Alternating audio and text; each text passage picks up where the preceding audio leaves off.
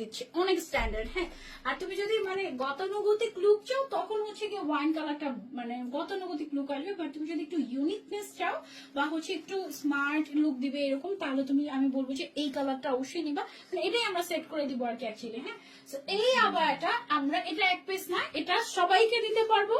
পুরাটার মধ্যে এরকম এক্সক্লুসিভলি কাজ করা, খুব সুন্দর করে কারচুপির কাজ। ম্যাটেরিয়ালটা হচ্ছে যে ম্যাটেরিয়াল, ইনারটা আলাদা, টোটালি ইনারটা আলাদা, আউটারটা আলাদা। ইনারটা তুমি আলাদা বোরকার মতো করে পড়তে পারবে সামনে, সাথে বড় সাইজের একটা শিফন হিজাব আছে, এবং এই হিজাবটা একদম তোমার ইন্দোনেশিয়ান একটা শিফন হিজাব। এটা নর্মালি বাংলাদেশে তোমরা কোথাও পাবো না, এবং এটা শুধুমাত্র দুবাই বোরকার সাথে আসে।